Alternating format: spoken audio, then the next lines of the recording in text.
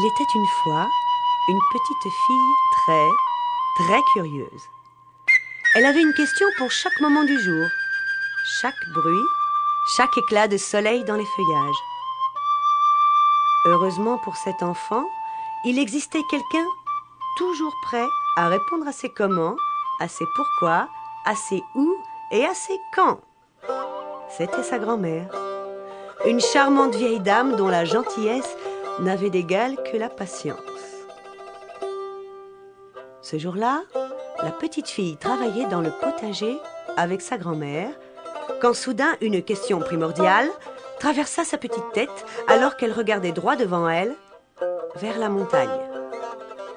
La montagne, jamais personne n'en parlait, jamais personne ne semblait avoir l'intention de l'escalader.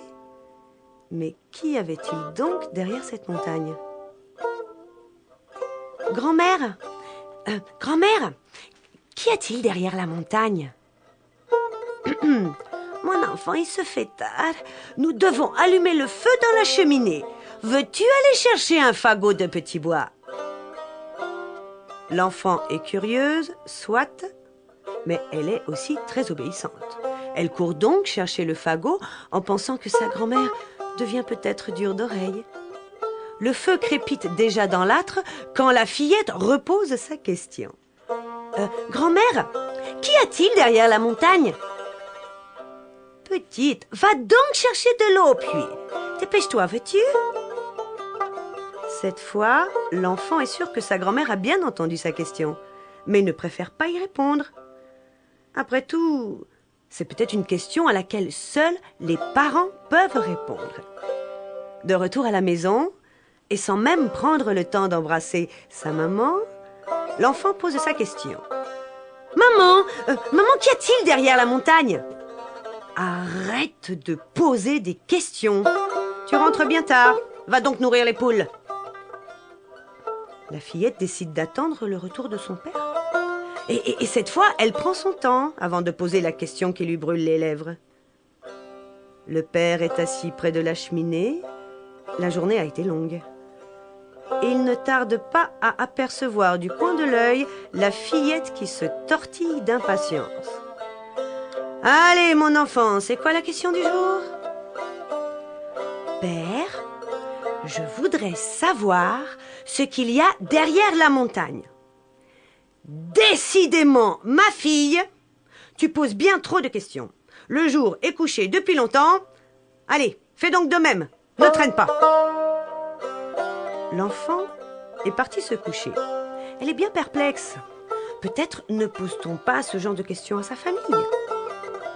Demain, elle posera la question à un étranger.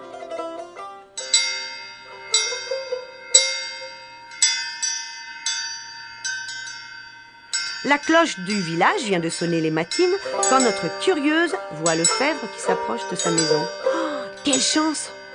Si quelqu'un au village rencontre les voyageurs, c'est bien Lefebvre, le forgeron. Les roues des charrois n'apprécient guère les sentiers caillouteux de la région. Sans hésiter, elle l'accoste. Bonjour, bien le bonjour, monsieur Lefebvre.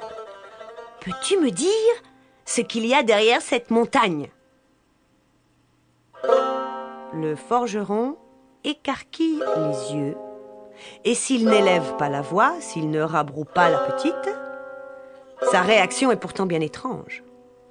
Sans dire un mot, il tourne les talons et d'un pas bien empressé repart d'où il arrivait. La fillette est médusée. Mais que cherche-t-on à lui cacher? Elle veut juste savoir ce qu'il y a derrière la montagne. Même si notre curieuse n'a que 7 ans, elle n'a pas froid aux yeux. Ce soir, c'est la pleine lune. C'est l'occasion rêvée pour enfin avoir une réponse à sa question.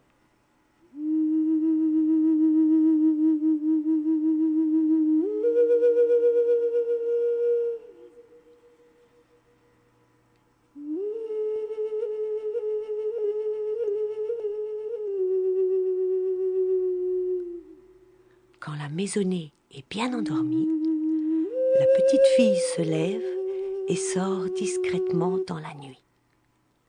Pas un nuage, La lune semble éclairer tout particulièrement le sentier qui conduit tout en haut de la montagne. Elle n'a plus à hésiter. Le jour va bientôt se lever quand enfin elle approche de son but. Enfin, elle va savoir ce qu'il y a derrière la montagne. Dans le rouge du soleil qui se lève, elle voit une énorme bête, verte et rouge, et pleine de pustules, une bête recouverte d'écailles et qui crache du feu. Elle voit un dragon. Vous croyez que la curiosité de l'enfant est assouvie et qu'elle décide de vite retourner chez elle. C'est bien mal la connaître. La fillette descend à la rencontre du monstre. Et alors qu'elle emprunte le chemin qui redescend la montagne, une chose bien étrange se produit. Au fur et à mesure que la fillette s'approche du monstre, celui-ci diminue de taille, à tel point qu'il tient dans le creux de la main de la fillette quand celle-ci arrive tout près de lui. Notre curieuse va avoir sa réponse d'une voix douce pour ne pas effrayer la drôle de toute petite bête, verte et rouge et pleine de pustules et recouverte d'écailles et qui ne peut même plus cracher du feu. D'une voix douce donc pour ne point l'effrayer, la fillette lui demande simplement « Alors, qui es-tu » Et d'une toute petite voix, un peu dépitée, cette drôle de petite bête lui répond « Eh bien, je suis tout simplement la peur.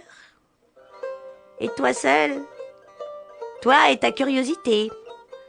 Vous seul, vous avez compris que, finalement, la peur de la peur, c'est bien ce qui nous fait tous le plus peur, non ?